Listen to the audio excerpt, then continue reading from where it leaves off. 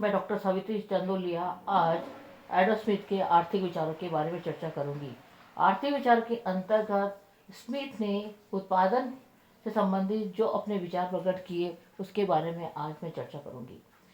Adam Smith ने उत्पादन में श्रम को बहुत अधिक महत्व दिया। उनका मानना था कि श्रम श्रम के महत्व का अधिक विषय दिया। उनका कहना था कि समस्त संपत्ति का स्रोत श्रम ही है और इसके बगैर कुछ भी नहीं हो सकता है। चाहे श्रम किसी भी रूप में हो, क्यों न किया जाए, उससे राष्ट्र की संपत्ति में वृद्धि होती है। स्मिथ का विचार है कि आलसी और निकम्मे व्यक्ति को छोड़कर कोई भी व्यक्ति अनुत्पादक नहीं होता है। स्मिथ ने श्रम को उत्पादन का जनक मानकर उत्पत्ति के शेष साधनों के महत्व को कम नहीं किया।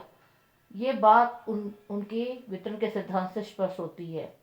उन्होंने भूमि, श्रम व पूंजी के को उत्पत्ति का साझेदार माना, परंतु श्रम के प्रति शेष साधनों की अपेक्षा अधिक आशावान व दयालु प्रतीत हुए।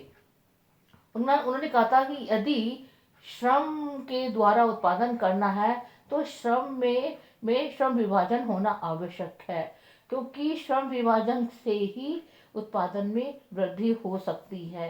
उन्होंने कहा कि श्रमिकों की उत्पादक शक्ति में वृद्धि श्रम विभाजन द्वारा ही की जा सकती है।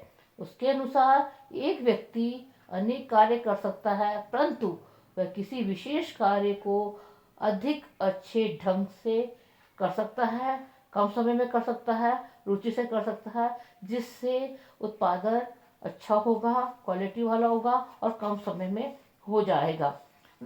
जो एडम स्मिथ ने कहा कि श्रमिकों की क्षमता में वृद्धि, श्रम विभाजन के कारण श्रमिकों की क्षमता में वृद्धि होती है, जिसके कारण से जो श्रमिक है, जो लगातार एक काम को करता है, उसमें वो एक्सपर्ट हो जाता है, उसमें परंपरागत हो जाता है और उसके कार्य में निखार आता है।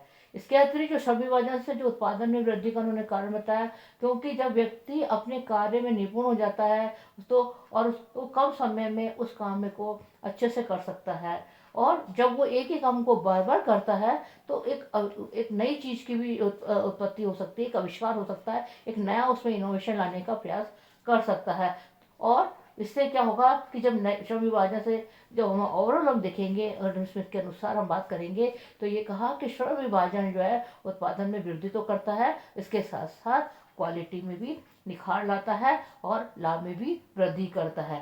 परंतु ये एडम स्मिथ ने ये भी कहा है कि अगर हमें श्रम विभाजन, श्रम के द्वारा या श्रम का विभाजन के कार्य का विभाजन करके उत्पादन करना है, तो पर उसके लिए भी कई सीमा है, क्योंकि जब तक पूंजी नहीं होगी, पर्याप्त पूंजी नहीं होगी, तब तक इस श्रम विभाजन के द्वारा जो लाभ उठाए जा सकते हैं वो नहीं उठा सकते हैं। इसलिए क्योंकि इसके द्वारा जो है उत्पादन बड़े पैमाने पर होता है, वो तभी ये संभव हो सकता है, और जब बड़े पैमाने पर उत्पादन होता है तो पूंजी की आवश्यकता होती है। और इसके दूसरा जो कारण है, जब श्रम विभाजन से हम उत्पादन में वृद्धि, बड़े पैमाने पर उत्पादन होगा तभी श्रम विभाजन की जो है फायदे उठाए जा सकते हैं। तो एक और तो पूंजी का होना आवश्यक है, और दूसरी तरफ जो उत्पादन होता है उस उत्पादन का खपत होने के लिए एक बाजार की भी आवश्यकता है।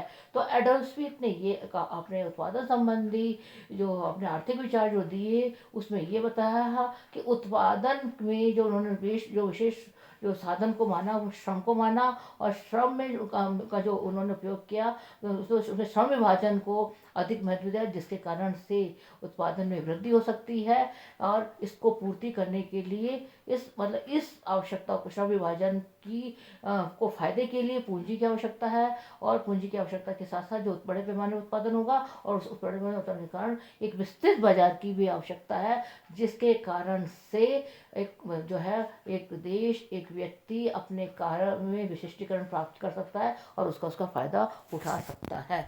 धन्यवाद।